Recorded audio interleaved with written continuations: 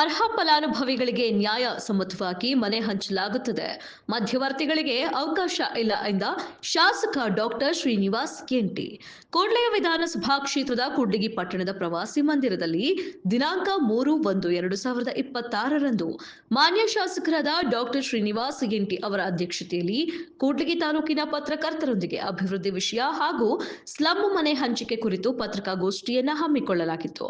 ಮಾನ್ಯ ಶಾಸಕರು ಎಲ್ಲರಿಗೂ ಹೊಸ ವರ್ಷದ ಶುಭಾಶಯಗಳು ತಿಳಿಸಿ ಮಾತನಾಡುತ್ತಾ ಸ್ಲಂ ಬೋರ್ಡ್ ವತಿಯಿಂದ 850 ಮನೆಗಳನ್ನು ಅರ್ಹ ಫಲಾನುಭವಿಗಳಿಗೆ ನ್ಯಾಯಸಮ್ಮತವಾಗಿ ಗುರುತಿಸಿ ಬಡವರು, ನಿರ್ಗತಿಕರು, ದೇವದಾಸಿಯರು, ವಿಧವೆಯರು ಎಲ್ಲರನ್ನೂ ಪರಿಗಣಿಸಲಾಗುತ್ತದೆ. ಕ್ಷೇತ್ರದ ಸಮಸ್ಯೆಗಳನ್ನು ಮಾನ್ಯ ಮುಖ್ಯಮಂತ್ರಿಗಳಿಗೆ ಮನವರಿಕೆ ಮಾಡಿಕೊಟ್ಟು ಅಭಿವೃದ್ಧಿಗೆ ಪೂರಕವಾದ ಯೋಜನೆಗಳನ್ನು ಮಂಜೂರು ಮಾಡಿಸಿದ್ದೇವೆ ಎಂದರು.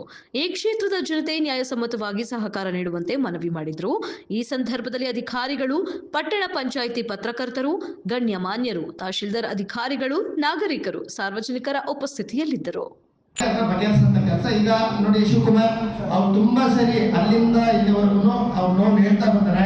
ಆಯ್ತಾ, ಅದೇನಿದೆ ಇನ್ನೊಂದು ಮೀಟಿಂಗ್ ಮಾಡಿ ಅವ್ರನ್ನ ಕರೆಸಿ ಸೆಟ್ಲ್ ಮಾಡೋಣ. ಅವ್ರಿಗೆ ಏನೇನು ಯಾವ್ದು ಆಗಂತದ್ದು ಇದೆಯೋ ಅದು ಮಾಡೋಣ.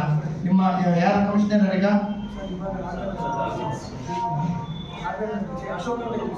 ಚೇಂಜ್ ಆಗಿದೆ. ಓಕೆ ಸರಿ.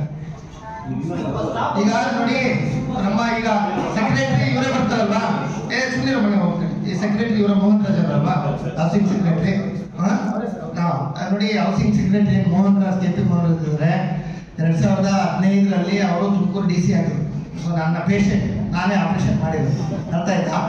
ನಿನ್ನೆ ಕೂಡ ಸಿಕ್ಕಿದ್ರು, ಹೇಳಿ ಬಂದಿದ್ದೀನಿ. ಮುಂದಿನ ದಿನಗಳಲ್ಲಿ ನಮಗೆ ಮ್ಯಾಕ್ಸಿಮಮ್ ನಮ್ಮ ಹಾಸ್ಪಿಟ್ಲು ಉದ್ಘಾಟನೆ ಕೂಡ ಅವರು ಇರ್ಬೇಕಾದ್ರೆ ನಮ್ಮ ಆಸ್ಪತ್ರೆ ಉದ್ಘಾಟನೆ ಆಯ್ತು. ಹೊಸ ಆಸ್ಪತ್ರೆ ಬಹಳ ಆಪ್ತರಿದ್ದಾರೆ. ನಮ್ಮ ಜಿಲ್ಲಾ ಉಸ್ತುವಾರಿ ಸೆಕ್ರೆಟರಿ ಕೂಡ ಇದ್ರು. ಆಯ್ತಾ, ಈಗ ಹೌಸಿಂಗ್ ಸೆಕ್ರೆಟರಿ ಆಗಿದ್ರೆ ನಾನು ನಿನ್ನೆ ಕೂಡ ಮನವಿ ಮಾಡಿ ಬಂದಿದ್ದೀನಿ. ಕ್ಯಾಬಿನೆಟ್ ಅಲ್ಲಿ ಸಿಕ್ಕಿದ್ರು ಸಾಯಂಕಾಲ.